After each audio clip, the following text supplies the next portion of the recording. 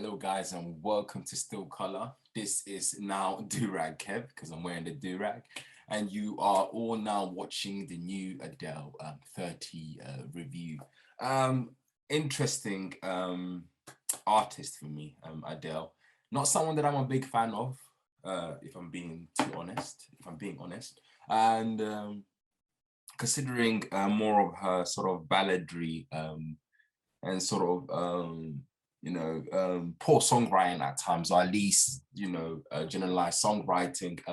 I wasn't super excited hearing this album sort of coming out, but since now that I do reviews, I thought, you know what, let me actually take in this album, let me listen to it.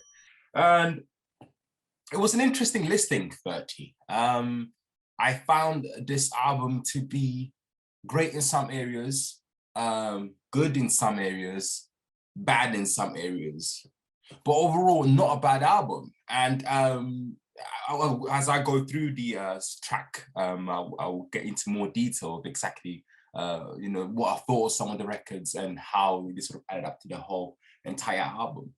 But getting into the album more specifically, 30 is Adele's divorce album. So this album is more about again, same themes such as love, but this is more personal this time. So this is an album about, after sort of the divorce she had with her now ex-husband. And the album sort of follows more or less the aftermath, not in the throes of it. Or there are some records that are in the throes of it, but most of it is kind of looking back. And also some of it is, in terms of being present in the midst of, the divorce. So again, still plays around the same themes that she has always, been talking about in her albums. So now I'm gonna also, get some of the notes that I've written about the album from my phone. So starting off with the first record, just by nature, is this sort of fantastical, whimsical intro to the album, and essentially it is more of a love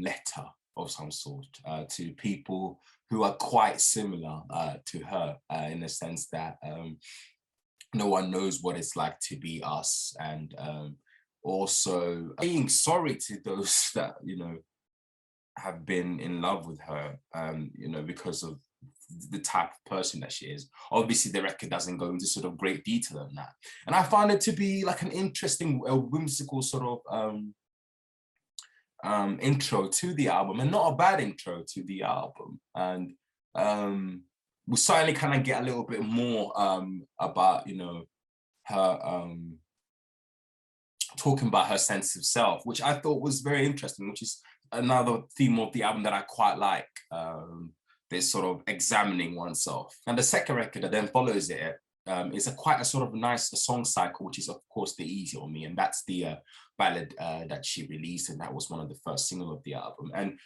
of course, we, as listeners, a majority of listeners, even our fans, have grown to use the ballad being her sort of signature, and I wasn't quite happy about that. As soon as I heard, I was like, God, for God's sake, I want something new, something different, at least as a single, and we've got that. And it is okay. It's nothing too amazing. But one thing that I did quite like is the line, "I was just a child," sort of highlighting this sort of her being young and not quite understanding being in that type of situation, which I thought was quite an interesting line that you don't quite get very much in sort of music, and also asking that significant other to be understanding and sort of patient in a way. Do you get me? And all forgiving for their sort of shortcomings. And I thought that was quite pertinent. So I like the theme, and obviously some of the lyrics, but the instrumentation leaves a lot for me wanting with that Easy on Me record.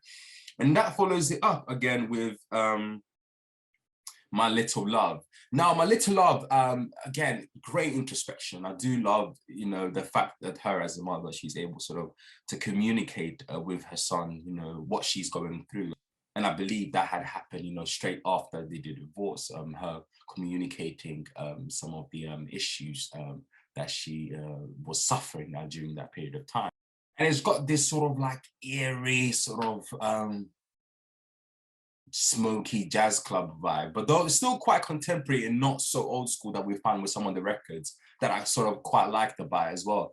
But it's interesting that is sort of the sonic background, but obviously the conversation that's being had with her son is quite heartful, with also her mentioning my love.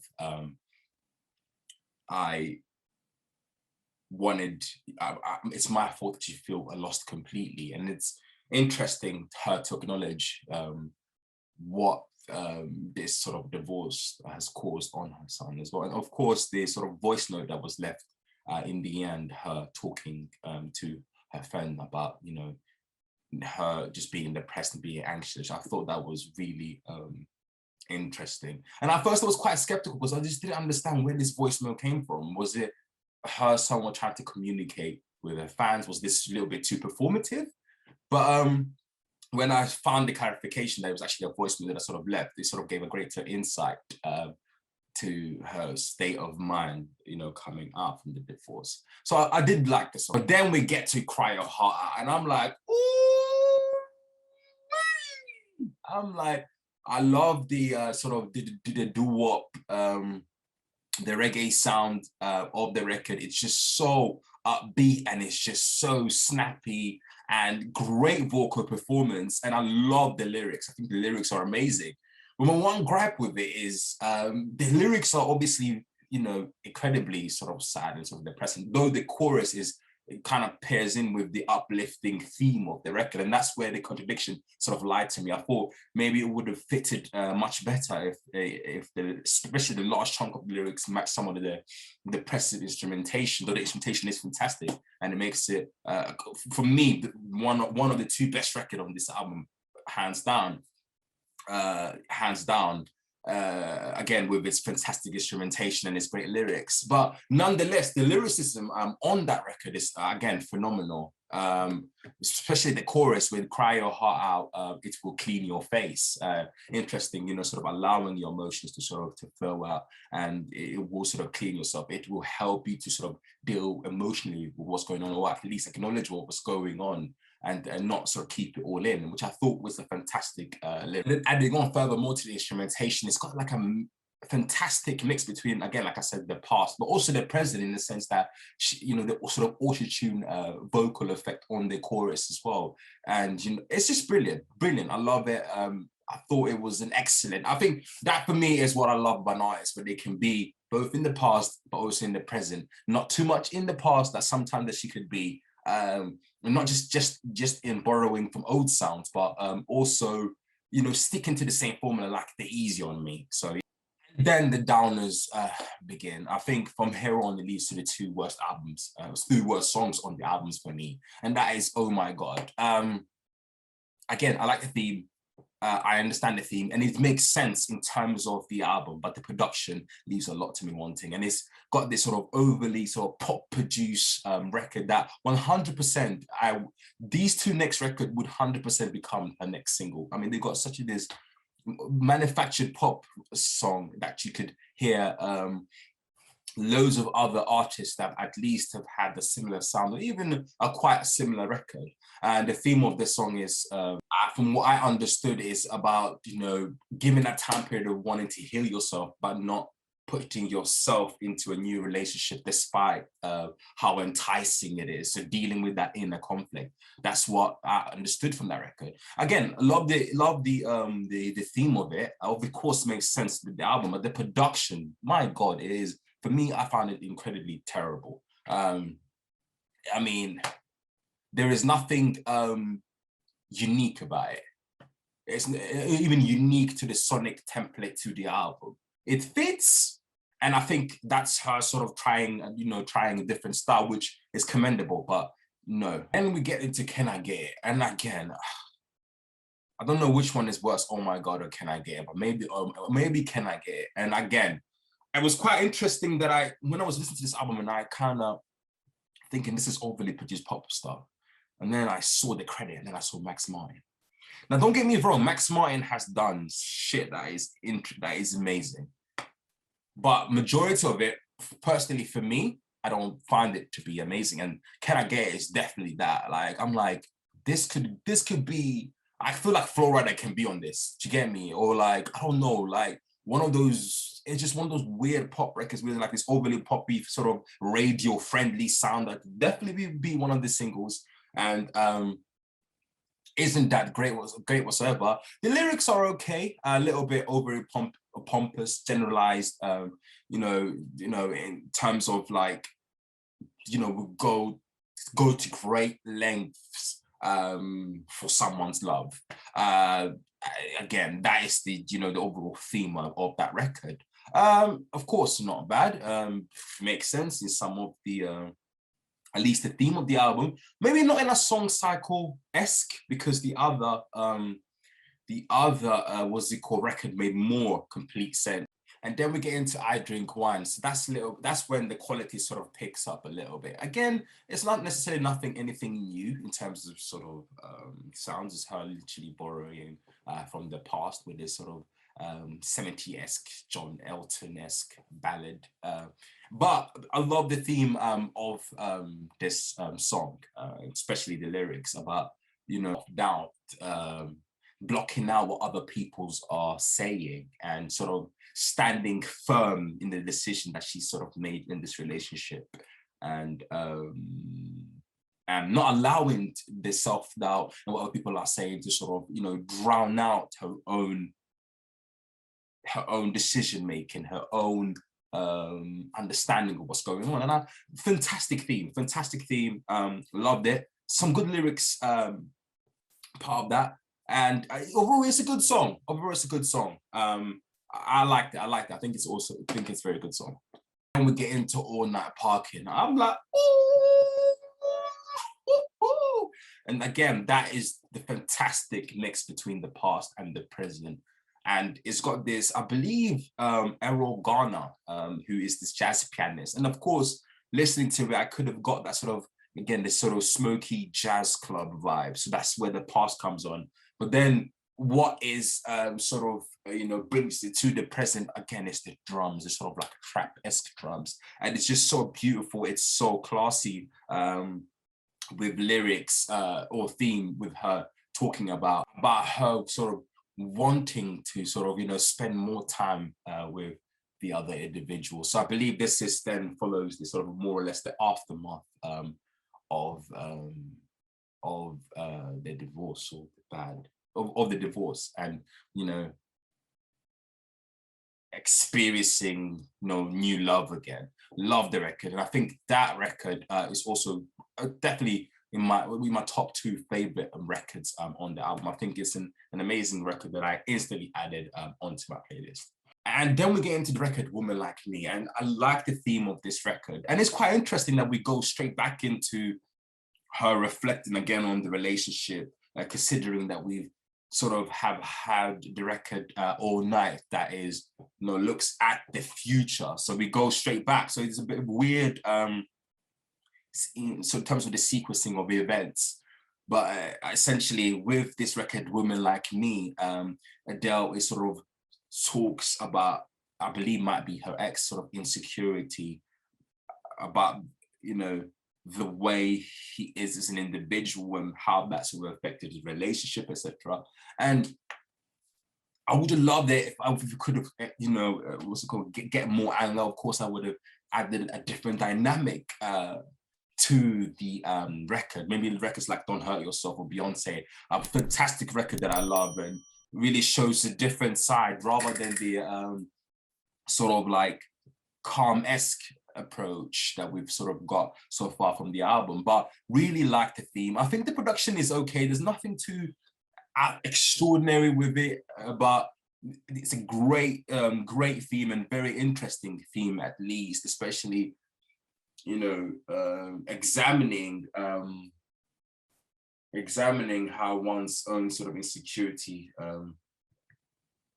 can come to and affect a relationship. So I really like the theme more than I like the production of that record. Then we get on to Hold On. So Hold On, I think it would have made more sense if Hold On probably was further up in the track listing. And then we kind of sort of get more of the records that are about sort of new love towards the end. Because Hold On, again, is more essentially, it was a very uplifting spiritual record. And I love the sort of tempo that it has. It goes from this sort of beautiful, again, ballad, but then springs into this sort of soulful, almost like slow dance-esque soul record. And again, it is about holding on through difficult times, especially such a, period like divorce that sort of creates, great sort of like grief, holding on through those difficult times and coming out of the other side. And yeah, really a beautiful song. Again, in terms of the instrumentation, the sonics, we're not necessarily getting anything sort of new, but I love the execution of it, especially going from sort of slow to sort of this slow dance balladry, and again, this sort of gospel-esque, background vocals as well. And yeah, the background vocals are really gorgeous on that record. So I do like Hold On as well. And then we get To Be Loved, which is bang smack another ballad. We've got, a few over here on this album, and then we get another one. And To Be Loved, again, I like the theme of the song. And again, accepting that one's going to be hurt, loving someone, and